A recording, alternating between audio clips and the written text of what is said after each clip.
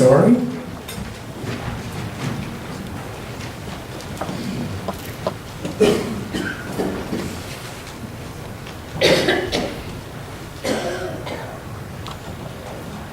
How are you? Are you ready to go back to school? Do you think school's ready to go back to school? You might have a few more days, right? No, I go to a private school. Oh, you go to a private school, right, so you do get to go back to school. Oh, I forgot that. Well, I'm glad to go back to school. I didn't get to see my friends once over the summer. so you get to see all your friends again. That's great. Well, last week you weren't here, but I told the first part of the story of Moses. And I'm sure you know that story about him being put in a little basket and floating in the river. And remember that? Princess finds me. The princess finds him in the reeds, and he ends up being raised by the Pharaoh's daughter Turned into a prince. and turned into a prince. Yeah. So this story happens a little bit later. Do you all know the story as well as Catherine does? Well, I did study it in school. That's right. I know you studied it in school. So this story begins in Egypt. There's the pyramids. And Moses is now grown up. He's no longer a baby. And he's living in Egypt. But as our story begins, he has done something really bad.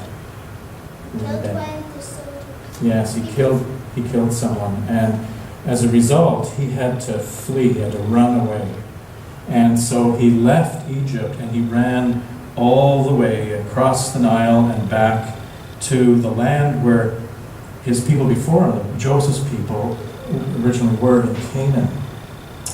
And he was not very happy. He was not happy with himself and what he'd done, and he was particularly not happy because his job now was to look after sheep. And it wasn't a very nice job to have. My mom used to take care of sheep, Did she? and she won trophies. That's good. Well, in this case, these sheep were out in the wilderness, and the person looking after them, their main job was to keep them from being eaten by wolves and other kinds of creatures. So it was very dangerous work. Anyway, this particular day, Moses was feeling particularly sad, and he had wandered with the sheep close to a mountain, the mountain called Horeb. And he wasn't really paying much attention to anything.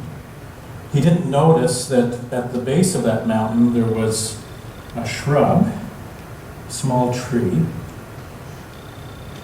And he didn't notice it until all of a sudden the whole shrub was covered in fire. Here they were in the middle of the desert, and this fire was burning on this whole shrub.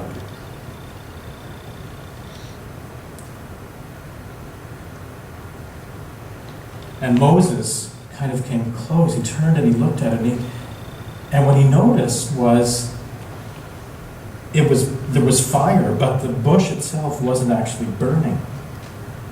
It wasn't even getting black. It's just that this fire was kind of going all around this bush, and the bush was still exactly as it had been. And he's trying to figure out what's going on, and all of a sudden he hears a voice, and he doesn't know if the voice is coming from the mountain, or from the fire, or from his own belly, from his own head, but he hears this voice, this big voice that says, "Moses, Moses, here I am. Come no closer. Don't come any closer, but take off your sandals, because you are standing on holy ground."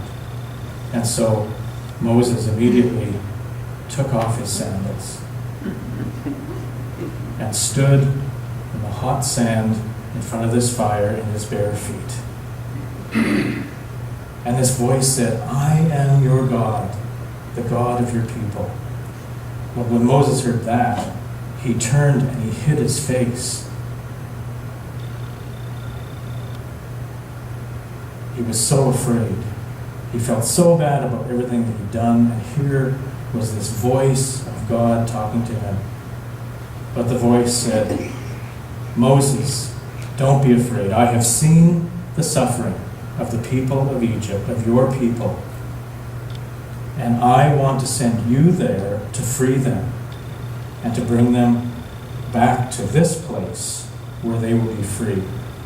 And Moses turned and said, me? Who am I to do that? I have done bad things. I'm just a poor shepherd. Who am I to do such an important thing as to go and save a whole people? And the voice said again, I will be with you. I've heard the cry. I have heard their sadness. I have seen how the Pharaoh hurts them. So I will send you to the Pharaoh to bring the people out of Egypt. And Moses went, but, who am I to do such a hard thing? And the voice said, Moses, you know this is what you must do, and I will be with you. And you will return here and worship on this mountain. And Moses said, if I go to Egypt and say to the people, God has sent me, the people will say, well, what is God's name?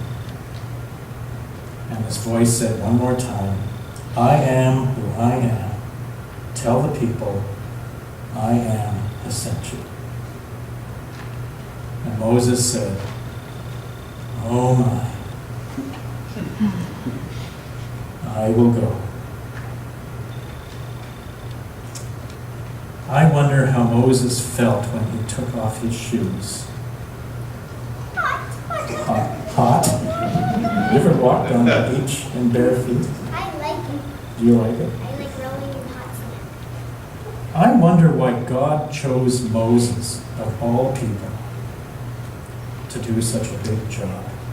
Because he had been living with the Pharaoh, so he would probably know a few things about him. He also was still from the line that they were he was trying to save. Yeah, because he lived with the Pharaoh, so he might know a few things about how to talk to the Pharaoh.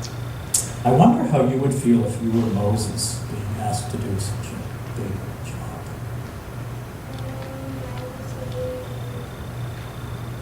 I'm not pretty sure about that.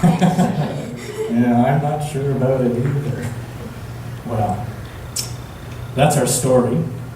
And we have a song to sing, which you know, and you're welcome to dance. In fact, you're all welcome to dance. Called Take Off Your Shoes. And you're welcome to take off your shoes too if you like.